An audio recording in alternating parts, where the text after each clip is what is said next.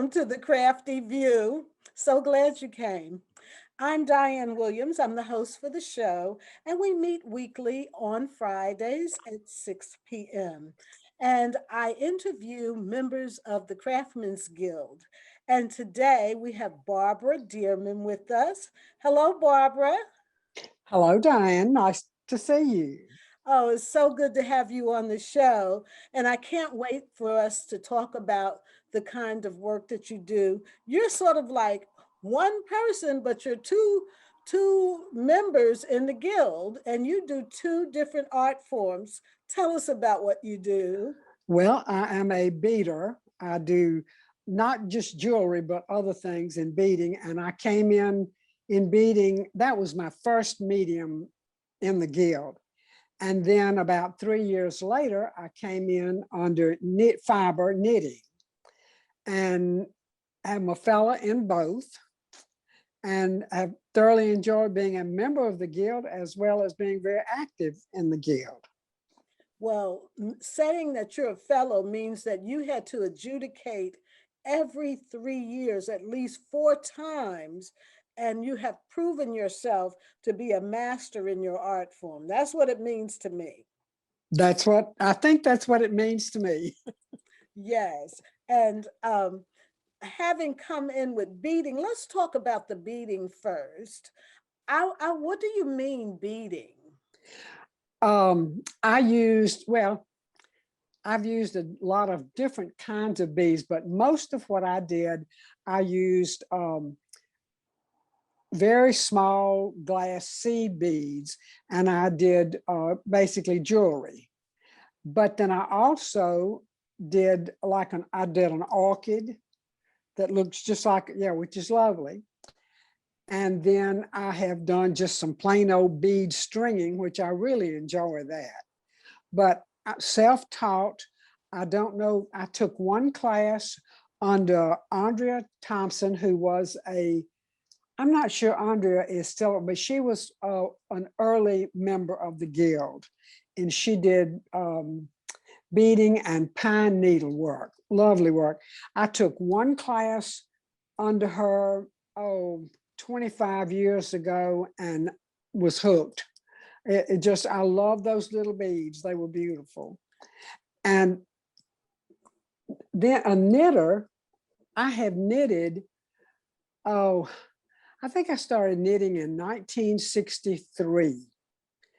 And I can remember because I was carrying my first child, and I knitted 3 sweaters, which I never tried on until after she was born.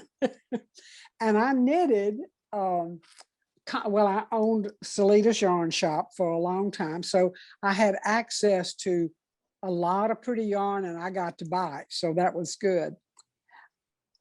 I quit knitting when I think about 1986 or 87, I quit knitting. I put it up, didn't touch it again, and did nothing but beadwork. And one February, I don't know how many years ago it's been, that it was a dreary, dreary Sunday afternoon. It was raining and cloudy, and I was so bored. And I said, I've got some yarn in the cabinet back there. I think I'm gonna go see what I can find. I went to my old yarn cabinet, pulled out some yarn and some needles, and I have not stopped since that day knitting. I can't imagine what your supply looks like. It's pretty good. You have lots of hooks, and do you knit and crochet or just knit? I knit and crochet, but I'm not a member in crocheting. But I learned to crochet as a child from my grandmother. The beautiful handwork. Oh my gosh. So you learned really from two masters. Andrea Thompson passed away about 1.5 years ago. Oh, I didn't know that. Yeah. And her work, for those that may want to know, still resides in the Museum of Natural History in Jackson, off of Jackson, Mississippi, off of Lakeland Drive. She was a master artist extraordinaire. You couldn't have learned from anyone better than Andrea Thompson. Oh, I know. She was wonderful. She really was. And very creative. her Yeah. work was way out there, you Yeah. know. She studied on native reservations. I took a pine needle She day. taught on a reservation. Oh, Yeah, she went out there and stayed. I know she stayed almost a year yes. and taught. Yeah. Mhm. So you've learned from the best. That's what I wanted to say. Now I wanted to ask you, I believe you said Celita's yarn shop. Mhm. Where was that? It was in Fondren. Oh, it was here in Jackson. It was here in Jackson. It was probably one of the first yarn shops in needlepoint um, shops in Jackson, and I bought it from the original owners in 1976, and I owned it for about 10 years. So I had a wonderful opportunity to teach and stay in with the art, I guess we can say craft people in Jackson and all over the state as far as that goes. Regarding both of your art forms, was it really hard for you to learn, or do you have a natural talent, as they say? I think maybe that's where my talents run. I'm a self-taught, like I said, except for the one class under Andrea. Everything else I know about beading, I learned from a book. Basically, I learned to knit at Celita's yarn shop, and here again, a master taught me. Her name was Marguerite Mancuso. The knitting world will remember her. But then I like to study my craft. There's nothing I like better than to sit down with the book on knitting or beadwork and read it and do it. You know, you just have to practice my art. So I love it. That's so important because it helps you to be on top of the trends and to look at what the possibilities are, right? Well, I think what it turned out in me, and I've always said this, I'm not an artist, as a lot of our members are true artists. I am a technician. I am technically correct in my knitting and my beadwork. Though I may not be the most creative person, I am technically correct, and I can teach you how to do it. So that's kind of always been my side of it. My daughter is a member of the guild, and she is in knitting, and she is the most creative person that I know. She has a beautiful eye for color, and she has a line of baby clothes that's just gorgeous. Well, then my question is going to be, I would imagine that the items that you make are functional items. Mostly, and I basically knit for myself. Um, yeah, I'm selfish. I do have some things at the guild, and I have some things at the craft center. Always have had a few things, but I like to knit sweaters. I like shawls and ponchos, and I have always got a pair of socks on the needles. Okay. And sometimes that's more than just two needles, isn't it? Well, I generally work my socks on, can you see this? I generally work my socks on number 8, little number 8 circular needles. I think you can see them, they're small. I have done double point needles. I don't like that. I have done what they call a magic loop, which I still use, but this is my preferred method of socks. It's just easy, and I don't see as well as I used to, and I don't drop stitches, and this is what I like. And it's easy to carry. You can put it in your purse. And so I've always got my knitting if I have to sit in a doctor's office or wait somewhere. Can we look at that one more time? Just hold it up and let us look at it, because I have questions about it. I'd Okay. talk about the detail I'm seeing. I'm seeing a variety of colors. I'm seeing tiny little stitches. Oh, you're seeing just the yarn. This is a wonderful, it's called self-striping. Let me show you the whole sock. All right. Can you see that? Oh, yes. Yes. And I didn't do anything but knit. The yarn does it all by itself, which is wonderful, as opposed to having to do a complicated pattern that you need to keep up with, which I like to do that too. But on self-striping yarns, you just knit. And can we see the top of that sock? There's the top. And there's the toe. Amazing how you Yeah. shaped it and everything to have a heel for the toe and then for what holds up on the leg. It's called ribbing. It's the ribbing that holds it up. Now, you see it's stretchy? Yes. Yes. It's like the ribbing on the arms of a sweater or around the bottom of the neck of a sweater. It's what kind of makes it fit, really. How do you know how to size the items? The first thing any knitter needs to do or should know is to work a gauge, and that's to cast on 20 stitches and see how many stitches you get to an inch and how many rows you get to an inch. And then if you want your socks to fit, you measure the widest part of your foot, which the widest part of my foot is about 8 inches. So let's make it simple, and let's say that that I was getting 10 stitches to an inch. That's really tight.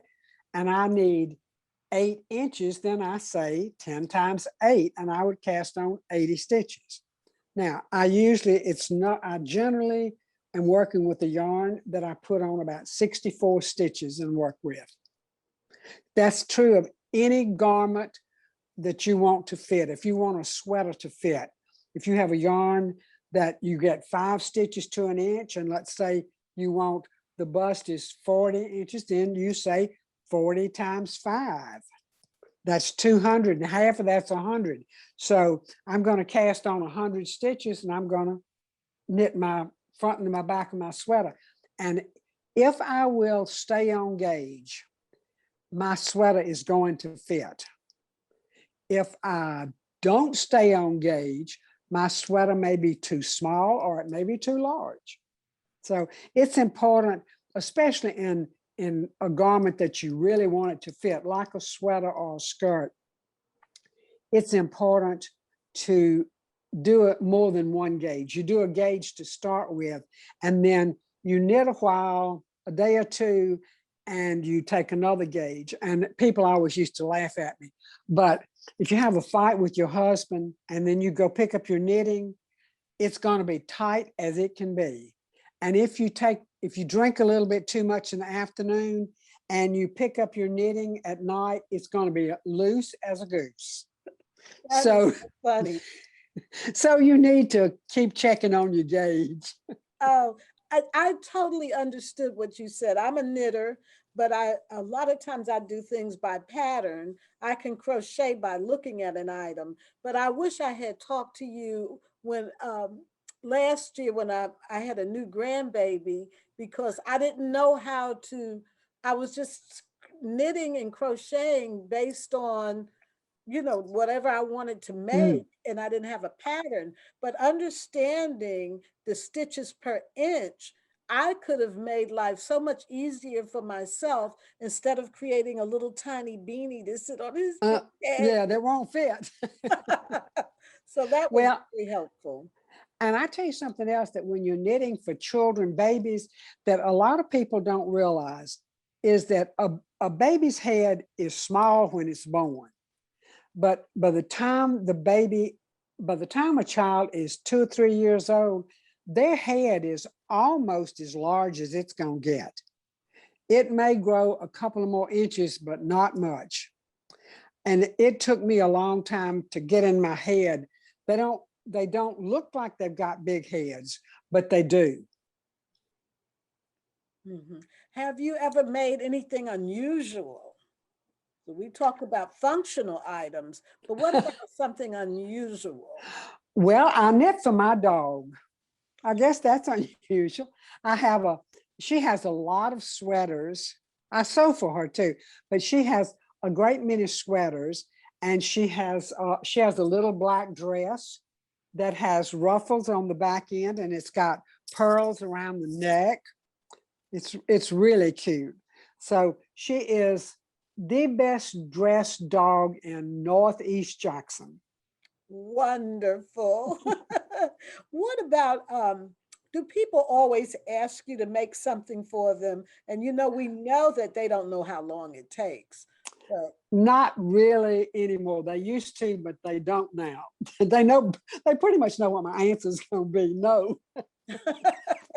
And the funny thing, when I don't like to do, but this is just me. I like to knit, and I put stuff, for sale, but it's my work. It's the color that I picked out, and it's the designs I picked out. I do not enjoy doing what I call custom work.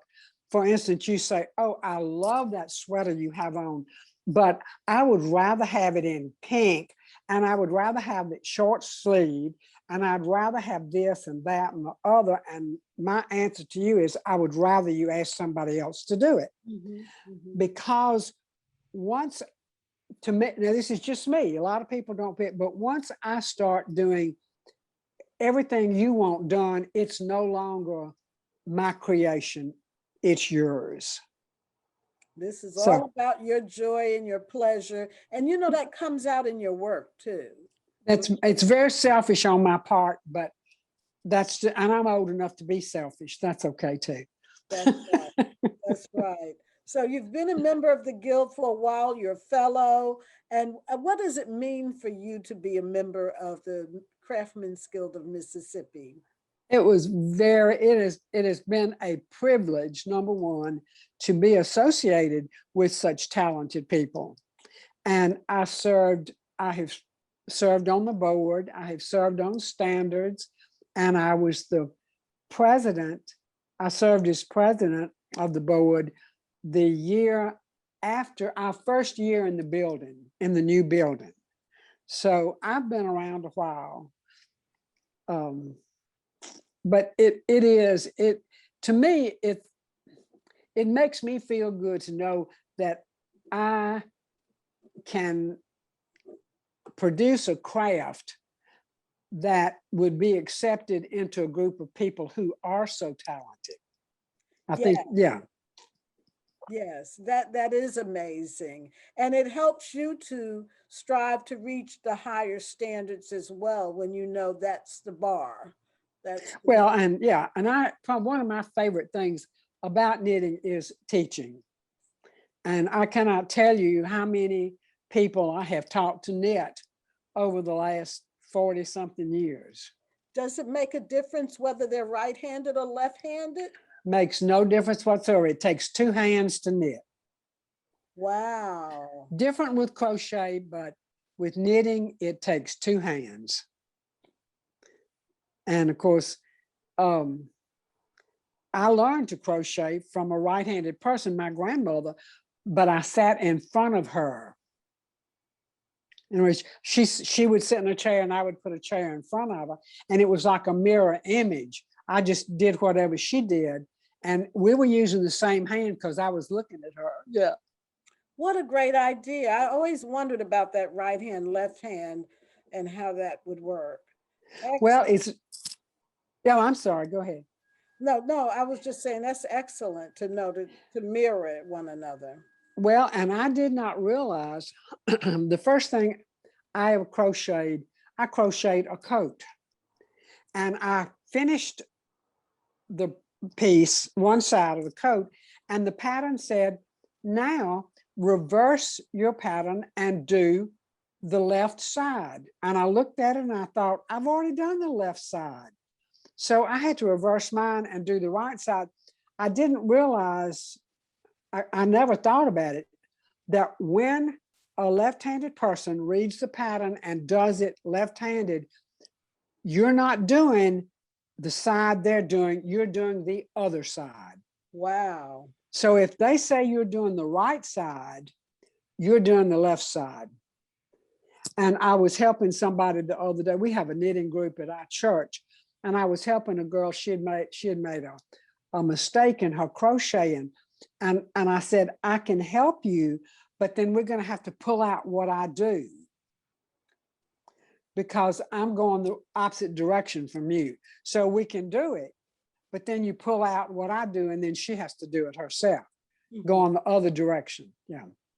Very interesting. And so you belong to a church group. Are you a part of any groups through the guild? We had a wonderful knitting group that met at the Craft Center the fourth Sunday afternoon of every month. But once we don't open on Sunday anymore, then we can't meet anymore. So, but it was a great group of some very talented knitters. One, two, three, four of the group. We had about 12 people who generally came. 4 of them were Craftsman's Guild members in knitting, and we got a new member from up in Tennessee in knitting because of our knitting group. And then the other girls who were not members were as fine a knitters as I've ever seen. It was a really good group. And then I have a group, we have a group at our church. We do prayer shawls and small baptismal towels. And it's a good group. So. Very nice. Have you ever done the potholders? Not potholders. I've done dishcloths, little dish rags. Yes. Yeah, that's a good way. That's a fun way to do decorative stitches, and to learn new stitches is to do them on your bath cloths. And then, I mean, you just do a whole bath cloth of a new stitch that you saw the pattern for, and you just do it, but you do it on a dishcloth so you can use it. Wonderful. So we can find some of your work at the Craftsmen's Guild. We can. Now and then. Wonderful. And, we're grateful that you have been president and served on the board for the organization and those kinds of things. Thank you so much.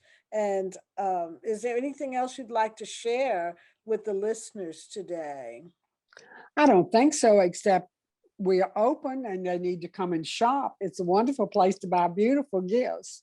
Oh, great. Were you the inspiration for your daughter to join the guild? I hope so, but I don't know. She didn't tell me that I was on standards at the time, and she did not tell me she was applying. So when I saw her work, I excused myself from the room so that they could judge it. But she didn't tell me she was doing it. It was a total surprise to me. So if there are people, there's a lot of people that still knit and crochet. And if they're interested in becoming members of the guild, they have meetings prior to the standards committee reviewing the work. And then that's where a person interested in joining could come and learn and talk about what's required. So, yes, and they can pull it up online. They can go to mscrafts.org and pull up membership requirements, and everything that they should need to know should be there. There's an application, what you need to submit. When all this pandemic stuff is over, I'm sure that it will all be back to normal, and they will jury twice a year, Mm-hmm. And I want to make sure you've shown us everything that you want us to see today. Well, I think I have. Otherwise, I would have to get up and go all over the house. I didn't think about it. I should have brought some pieces in here, but I didn't. But that's okay. All right, then. If someone wanted to get in touch with you, maybe they might have a question about knitting or beading, or is there a website or social media or email address? If they can, I mean, I'm not going to give my telephone number out, but they can probably, if they know my name, they can probably find it. But I am always willing to help people who have questions in knitting. And I love it. That's, Okay. to me, that's one of the most fun things to me, is to help other people improve their knitting. Wonderful. So they could contact you through the Craftsman's Guild. Yes, if Yeah. they needed me, they could call me and find out how to get in touch with me. Yeah, if they could leave their name and number there, and they'll make sure Yes, that you get that information. that I got the information. Yes. Excellent. Barbara Dearman, we want to thank you so much, and we appreciate the work that you do. Thank you very much. Thank you for having me.